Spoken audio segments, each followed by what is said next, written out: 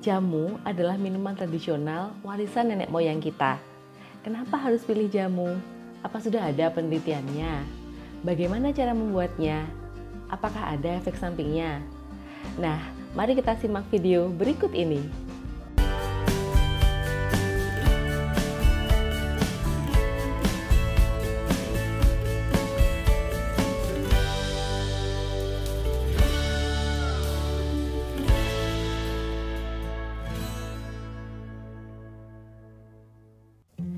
Jamu, terutama yang berbahan jahe, temulawak, dan kunyit, sangat berguna untuk meningkatkan kekebalan tubuh seseorang.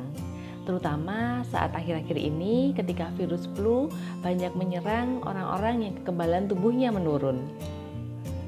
Jamu dipilih sebagai alternatif kesehatan karena cenderung murah, mudah ditemui, dan lebih mudah cara pembuatannya. Saat ini kita akan membahas tentang jamu yang komposisinya jahe, temulawak, dan kunyit. Sampai saat ini, khasiat jamu tidak hanya dibuktikan secara empiris atau pengalaman saja, tetapi sudah banyak penelitian yang sahih dan legal tentang khasiat jamu. Ada beberapa jurnal internasional yang membahas tentang tanaman herbal yang menguatkan tentang penelitian khasiat dari jamu-jamuan, terutama tanaman rimpang yang komposisinya jahe, temulawak, dan kunyit. Berikut ini adalah ringkasan dari jurnal tersebut yang akan kita bahas satu persatu. Pada jurnal dijelaskan bahwa kunyit atau turmerik mengandung zat bernama kurkumin yang khasiat utamanya adalah sebagai antiinflamasi atau anti peradangan. Ini banyak dipakai sebagai salep yang diaplikasikan pada luka yang bernanah atau luka yang banyak kuman. Kurkumin di India, Pakistan, dan Bangladesh banyak dipakai untuk obat-obatan, terutama mengatasi anemia atau kekurangan sel darah merah, keracunan makanan, batu empedu, hingga mengeluarkan dahak di tenggorokan. Bahkan, kunyit panggang dapat digunakan untuk mengatasi diare. Kunyit panggang yang diolah menjadi serbuk dapat digunakan untuk membersihkan gigi, dapat dibentuk menjadi pasta, dan dibuat menjadi pasta gigi. Seduhan kunyit dapat dipakai untuk meredakan gejala asma dan meringankan batuk. Teknik paling tua untuk mengekstrak kurkumin dari kunyit di India disebut sebagai Ayurvedic medicine dengan cara seduhan air panas pada kunyit yang dikeringkan. Pada jurnal yang lain menjelaskan tentang ginger atau jahe yang mengandung zat fenolik yang terdiri dari gingerol, gingerdiol, gingerdion, dan sogaol yang dapat aktif berkhasiat untuk meredakan beberapa keluhan penyakit. Beberapa keluhan itu seperti mual, vertigo, dizziness atau mabuk laut, darat, dan udara, meredakan nyeri otot dan nyeri sendi. Selain itu, dapat berkhasiat untuk meredakan flu, meredakan demam, menstabilkan kadar gula darah, anti kanker, dan anti penuaan. Karena khasiat zat fenolik pada jahe ini begitu besar, maka banyak obat tradisional Cina yang menggunakan jahe. Bahkan lebih dari 50% resep obat tradisional Cina menggunakan jahe. Rimpang ketiga yang akan saya jelaskan adalah temulawak. Temulawak juga mengandung kurkumin, sama dengan zat yang terkandung pada kunyit. Di Indonesia, baik kunyit maupun temulawak sering dipakai bersamaan dalam sebuah jamu.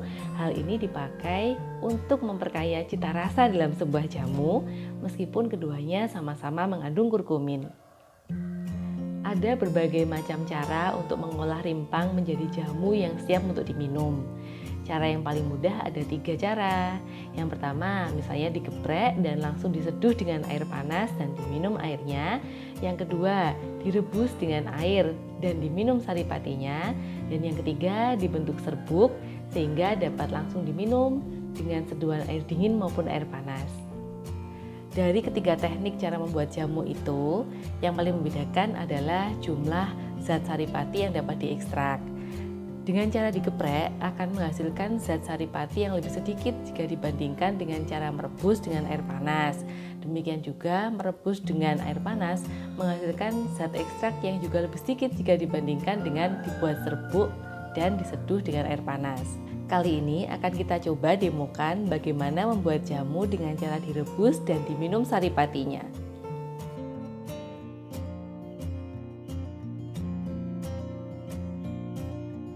Berikut ini adalah bahan-bahan yang akan kita gunakan untuk membuat jamu.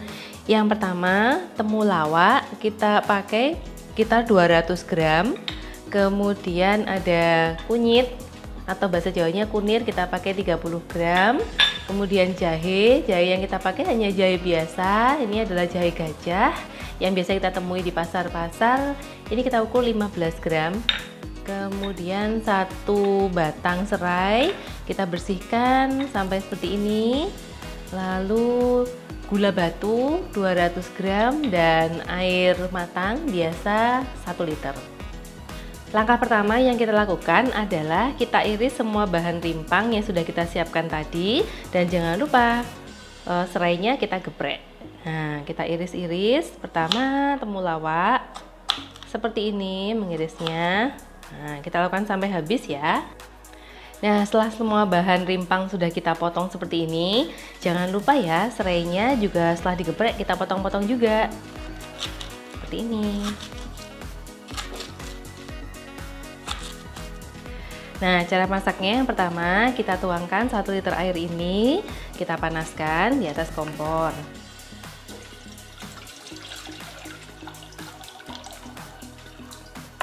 Nah, kita didihkan air ini dengan api besar dulu. Kita tunggu sampai mendidih. Setelah apinya mendidih seperti ini, kecilkan apinya ke api sedang.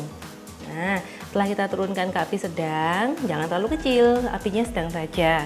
Kemudian kita masukkan semua irisan tadi ke dalam air mendidih. Mulai dari temulawak, kunyit, jahe,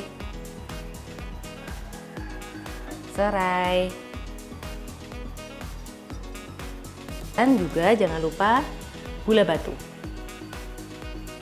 Masukkan semua bahan, masak selama 15 menit menggunakan api sedang. Nah, setelah 15 menit kita didihkan seperti ini, langsung kita matikan apinya. Kemudian kita biarkan seperti ini hingga mendingin. Setelah kita dinginkan dan uap airnya sudah banyak berkurang, kita saring.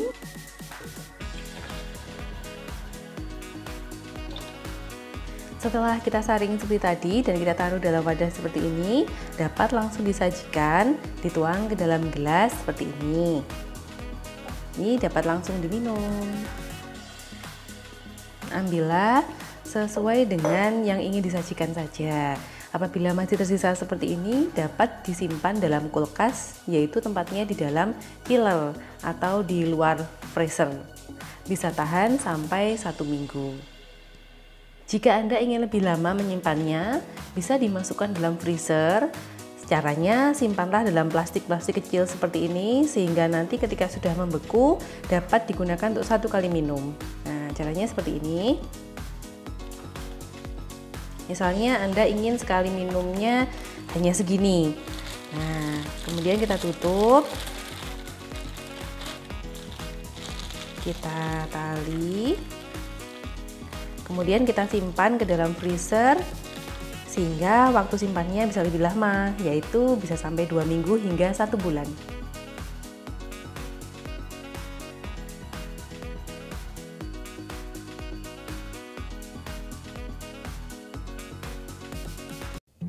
Apa keuntungan dari membuat jamu sendiri di rumah?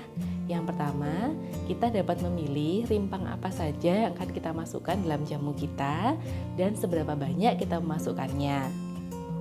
Yang kedua, kebersihannya dapat kita jamin sendiri, baik kebersihan dari bahan yang akan kita gunakan dan alat masak yang akan kita pakai. Yang ketiga, kita bisa pastikan bahwa jamu yang kita bikin bebas dari bahan pengawet sintetik, semua bahan terjamin alami dan relatif aman untuk kita konsumsi sendiri. Karena ada jamu yang berbahaya untuk kesehatan kita. Jamu yang berbahaya yang harus kita waspadai adalah yang mengandung bahan pengawet sintetik dan mengandung kortikosteroid atau obat-obatan. Meskipun terbuat dari bahan yang natural dan alami, tetapi jamu juga memiliki efek samping. Efek sampingnya akan berbeda pada setiap orang. Efek samping yang umumnya terjadi seperti nyeri ulu hati, sakit mah atau sakit lambung, karena zat-zat yang terkandung dalam rimpang umumnya bersifat asam, sehingga dapat mengiritasi lambung dan menimbulkan nyeri lambung. Oleh karena itu, konsumsilah jamu dalam jumlah yang wajar. Minumlah jamu saat perut Anda tidak kosong. Sebaiknya minum jamu sesudah makan untuk menghindari nyeri lambung. Hindari minum jamu bersamaan dengan obat dari dokter. Berikanlah jeda waktu antara minum obat dari dokter dengan minum jamu. Ini bertujuan agar obat yang dikonsumsi dapat terserap dengan efektif dan maksimal dan tidak terhalang oleh zat kimia dari jamu. Konsultasilah dengan dokter Anda ketika Anda tetap ingin mengkonsumsi jamu bersamaan dengan konsumsi obat dari dokter.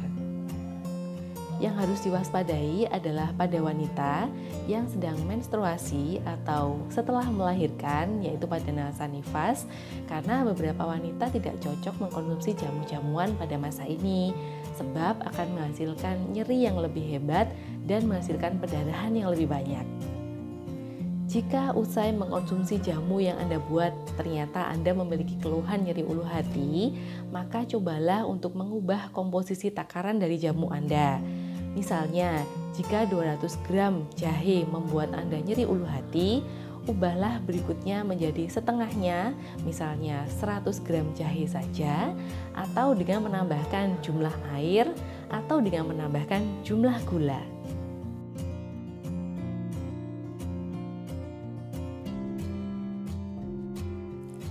Kesimpulan dari video kali ini adalah yang pertama, dalam dunia medis atau dunia kedokteran, konsumsi jamu diperbolehkan. Yang kedua, sebaiknya konsumsilah jamu yang Anda bikin sendiri untuk menjaga kealamian dan keamanannya. Yang ketiga, konsumsilah jamu dalam jumlah yang wajar. Yang keempat, tetaplah berkonsultasi dengan dokter Anda ketika hendak mengkonsumsi jamu bersamaan dengan obat dari dokter atau pada saat Anda masa menstruasi dan masa usai melahirkan. Akhir kata, tetaplah bahagia dan sehat bersama kami dalam Happy in Healthy.